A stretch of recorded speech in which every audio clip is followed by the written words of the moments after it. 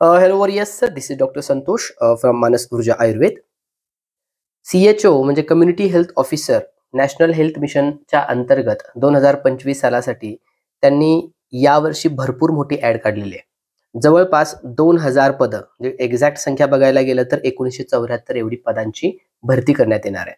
आता बऱ्यापैकी आपण इतरत्र पण ह्या गोष्टी ऐकल्या असतील की एवढी मोठी पदसंख्या आहे आणि याची परीक्षेची पद्धती वगैरे.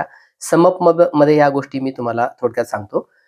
जी वेबसाईट आहे ती नॅशनल हेल्थ मिशनची आहे, म्हणजे nhm.maharashtra.gov.in या वेबसाईटवरती इथून पुढच्या सर्व काही अपडेट्स येत राहणार आहेत. ओके, त्यामुळे ही वेबसाईट फक्त आपल्याला वारंवार चेक करावी लागणार आहे. जे कोणी इंटरेस्टेड आहेत, ज्यांना CHO ही पोस्ट घ्यायची आहे, त्यांच्यासाठी ही सर्व डिटेल्स आहे. ओके, गेल्या वर्षी जो सिलेबस होता तो ॲबस्ट्रॅक्ट सिलेबस होता, म्हणजे एक्झॅक्ट सिलेबसला डिझाईन केलेलं नव्हतं. यावर्षी सिलेबस जरा वेगळा घेतलेला आहे. त्यांनी त्याचे 3 टप्पे केलेले आहेत. एक टप्पा जो आहे त्याला आपण असं म्हणूया की जी पब्लिक हेल्थ आहे त्याचे जे बेसिक्स आहेत त्याच्यासाठीचा आहे. त्याला जवळपास 60 प्रश्न आहेत. दुसरा टप्पा महत्त्वाचा हा जनरल नॉलेजचा ॲड केलेला आहे त्यांनी. त्याच्यावरती 20 प्रश्न आहेत आणि नंतर नॅशनल हेल्थ मिशन रिलेटेड काही प्रोग्राम्स आहेत त्याच्यासाठी हे 20 प्रश्न आहेत. सो सिलेबस एकदम कन्साइज आणि टू द पॉइंट आहे. ओके, त्याच्या अकॉर्डिंगली ही एंट्री एक्झाम होणार आहे. कारण पुढे गेल्यानंतर आपल्याला लक्षात येईल की याचं जे स्ट्रक्चर आहे किंवा कशा पद्धतीने एक्झाम्स होतात. तर स्टेजेसमध्ये एंट्री एक्झाम असते, ज्याच्याविषयी आता आपण खरं बोलतोय. त्याच्यानंतर 6 महिन्याचा ब्रिज कोर्स असतो आणि त्याच्यानंतर एक एक्झिट एक्झाम असते. अशा 3 टप्प्यामध्ये टोटल CHOच्या ॲडमिशनची प्रक्रिया होते आणि आफ्टर दॅट तुम्ही CHO म्हणून सब सेंटरला जॉईन होता. आत्ताची ॲड आहे त्याच्यामध्ये फक्त आपल्याला एंट्री लेवलच्या आपण बघतोय. ठीक आहे. सो एंट्री लेवलची जी एक्झाम असणार आहे ती ऑनलाईन म्हणजे CBT कॉम्प्युटर बेस्ड एक्झाम असणार आहे. ॲप्लिकेशन सुद्धा आपल्याला ऑनलाईन पद्धतीनेच भरायचे आहेत. त्या ॲप्लिकेशनची जी डेट आहे ती याच्या पद्धतीने दिली बघा. 18/11 म्हणजे 18 नोव्हेंबर 2025 पासून ते 4 डिसेंबर 2025 पर्यंत भरायचे. आता खरं तर 4 तारखेला हे पब्लिश झालेलं आहे, तर तेव्हापासून फॉर्म भरायला सांगितलेलं आहे. परंतु ज्यावेळेस वेबसाईटवर जात आहेत त्यावेळेस मात्र ही 18 तारीख दिसते. काही जरी असलं तरी 4 डिसेंबर ही त्याची एंड डेट आहे, हे मात्र लक्षात ठेवा. इथपर्यंत ते फॉर्म भरण्याची अंतिम मुदत आहे. एक्झाम कधी होईल तर बऱ्यापैकी डिसेंबरच्या एंडला किंवा जानेवारीच्या फर्स्ट सेकंड वीक पर्यंत जाऊ शकते. परंतु राज्यामध्ये आपल्या महाराष्ट्र राज्यामध्ये इलेक्शनचं वातावरण असल्या कारणानं कदाचित एक्सटेंड पण होईल आणि जर झाली तर ते आपल्यासाठी फायद्याचंच आहे, काही मुद्दा नाहीये. स्ट्रक्चर कसं असणार आहे ह्या एंट्री एक्झामचं? त्याच्यामध्ये 100 प्रश्न असणार आहेत. प्रत्येक प्रश्नाला 1 मार्क असे 100 मार्क्स असणार आहेत. 120 मिनिट म्हणजे 2 तासाचा त्याच्यासाठी कालावधी आहे. ऑनलाईन एक्झाम आहे. निगेटिव्ह सिस्टीम याच्यामध्ये नाहीये, ही जमेची बाजू आहे आणि कमीत कमी तुम्हाला 45 तरी मार्क पाडायचे, तेव्हा तुम्ही इलिजिबल होताय. ओके, अदरवाईज क्रायटेरियामध्ये तुम्ही इलिजिबल होणार नाहीये. 45 मिनिमम मार्क्स पाडायचेच आहेत.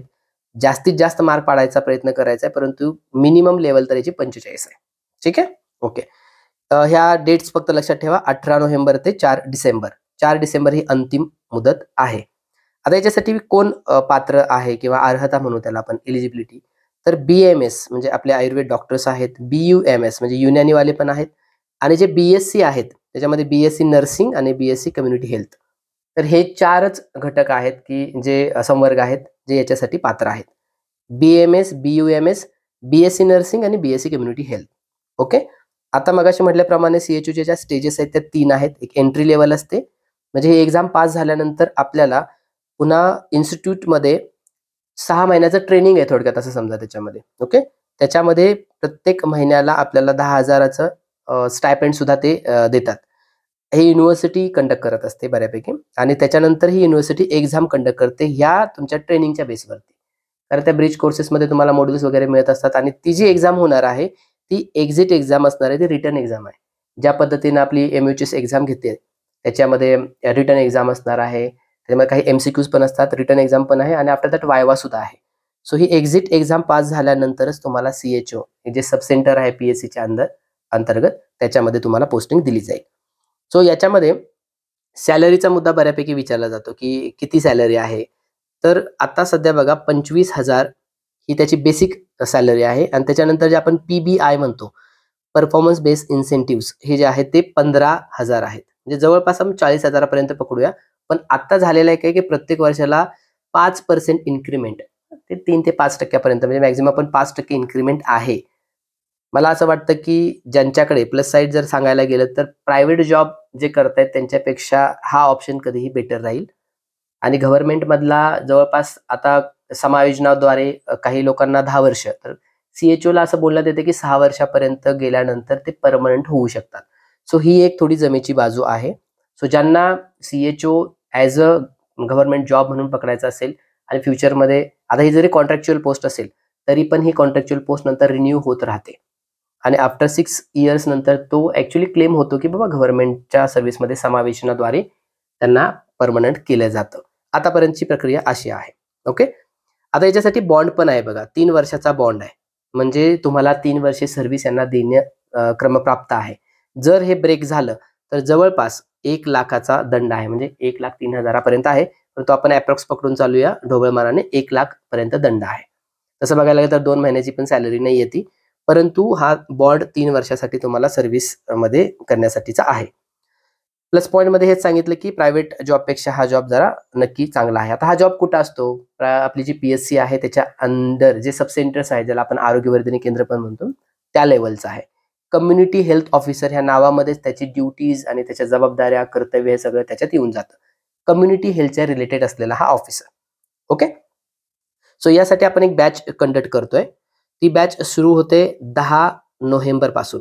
ऍक्च्युली फॉर्म भरायला 18 पासून सुरुवात होते, परंतु वेळ कमी असणार आहे.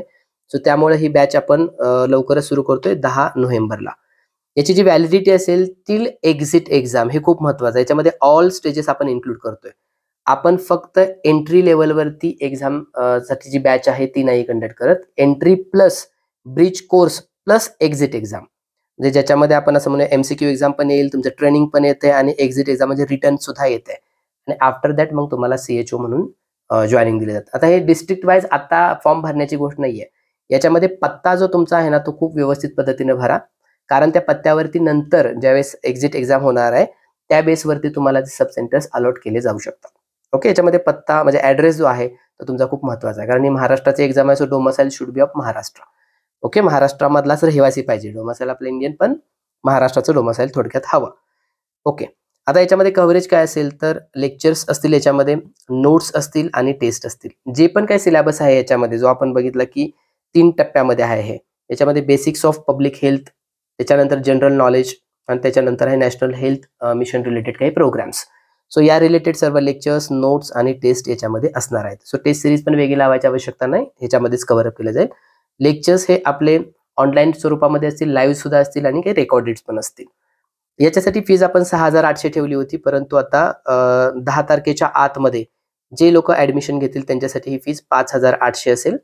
आणि जर काही ग्रुप्समध्ये काही फ्रेंड्स जॉईन करू इच्छितात की 3+ एकत्र ऍडमिशन असेल, तर त्यांना वरचे आपण 800 सुद्धा ऑफ करत आहोत. सो ग्रुप ऍडमिशन वरती इंडिव्हिज्युअली 5,000 पर्यंत आपण फीज घेत आहोत. ऍडमिशन ज्यांना घ्यायचं आहे, ज्यांना CHO ॲज अ प्रायोरिटी म्हणून एक जॉब घ्यायचा असेल त्यांच्यासाठी मानस ऊर्जा आयुर्वेद हे ॲप आहे. अँड्रॉइड, iOS आणि विंडोज तिन्ही प्लॅटफॉर्मवर अवेलेबल आहे. ते इन्स्टॉल करून साइन अप करा. बॅचेस फोल्डरमध्ये आपल्याला ही बॅच मिळेल. CHO national health mission 2025.